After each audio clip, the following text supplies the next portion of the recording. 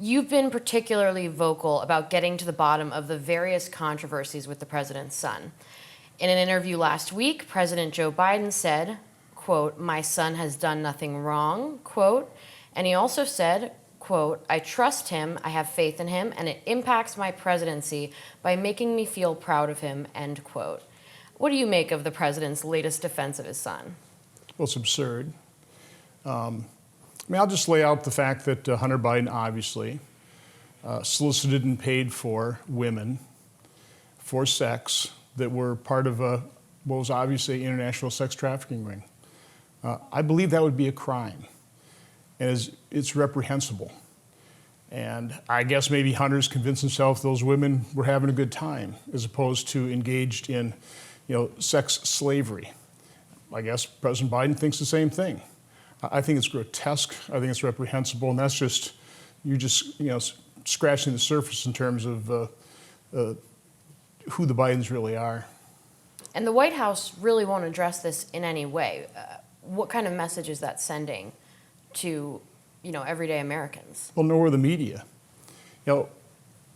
I've said I took no pleasure in investigating Hunter Biden. I mean, he's obviously a drug-addicted, sex-addicted,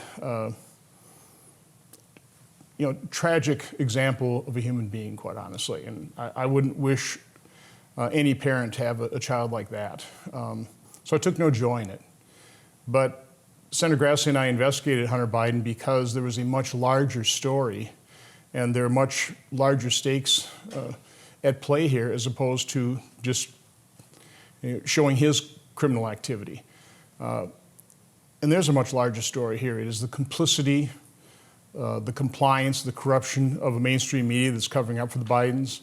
There's the complicity, compliance, and corruption of individuals within our federal agencies that are also protecting them. To me, that is the much more troubling and much larger story when it comes to the Hunter Biden episode. Earlier this month, yourself and Senator Chuck Grassley sent a letter to Secretary of State Antony Blinken asking him to produce and preserve all records related to his correspondence with Hunter Biden. This comes after the revelation that Blinken may have lied under oath when he said he didn't communicate via email with Hunter Biden. Emails from Hunter Biden's laptop hard drive were looked at and verified by the Washington Examiner, revealing that Blinken did in fact correspond with Hunter Biden. What is the next step after this discovery, and what is on the table in terms of addressing this apparent lie? Well, it was a lie. I mean, we asked him, did you communicate with Hunter Biden via email or text? He said no, unequivocally. And now we have his emails. So he lied. Again, that's part of the larger story. This is when Antony Blinken was serving as Deputy Secretary of State. His wife was also serving the State Department. Antony Blinken, he didn't sit down and interview with us voluntarily before the election. We had about 10 or 11 other members of the State Department that did. But Antony Blinken canceled his interview. He finally sat down with us in December after Biden had won, and he wanted to become Secretary of State. He knew I was on Senate Foreign Relations, and in his confirmation hearing, I'd probably be asking him some pretty tough questions. So he wanted to get that behind him. So he sat down in that interview, and he lied to us. Again, why wouldn't he have just said, well, I didn't know Hunter that well, and I may have texted him or emailed him, but it wasn't very frequent. I mean, that would have been a pretty bulletproof answer, but he didn't say that. He said no. Why? My guess is he didn't want us then requesting those emails because he knew how incriminating they were. I think an even larger story relates to Antony Blinken is then his wife act as a conduit. Now, why would she do that? Why wasn't, if Antony Blinken was doing nothing wrong in communicating with Hunter Biden, as Hunter Biden's trying to set up meetings between Burisma, the corrupt oil company's U.S. lobbyists, a Democrat lobbying firm, Blue Star Strategies.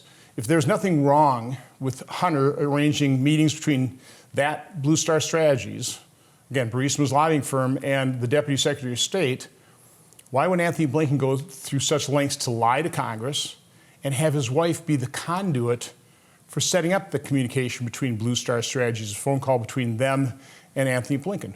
Why is that? Well, again, when you're trying to cover something up, it becomes pretty obvious that what you're doing is improper, wrong, or possibly illegal. House Oversight Committee Chairman James Comer is urging the Department of Justice to hold off on any indictment of Hunter Biden until the committee holds a press conference on Wednesday, tomorrow, regarding the investigation into the Biden family's business dealings. And he's promising to deliver new information. He's also claimed that any charges prior to the conference could be as simple as a slap on the wrist. Do you think the DOJ will take this new information into account and consider more serious charges against members of the Biden family if they're warranted? The Justice Department will do whatever it can get away with doing in terms of covering up for Hunter Biden or minimizing any charges. I've been concerned about this, almost predicting it for quite some time, that at some point in time, the Justice Department will do some kind of plea agreement with Hunter Biden. Part of that plea agreement would be to seal all records so that the American public will never know the full extent of what Hunter Biden and possibly Joe Biden did. So that's a real serious concern. I've experienced the corruption within the FBI, within the Department of Justice, within our intelligence community, up close and personal. We have been smeared. We have been given unsolicited intel briefings and then had those leaked for the purposes of smearing myself and Senator Grassley. So I know how these guys operate. I know the corruption.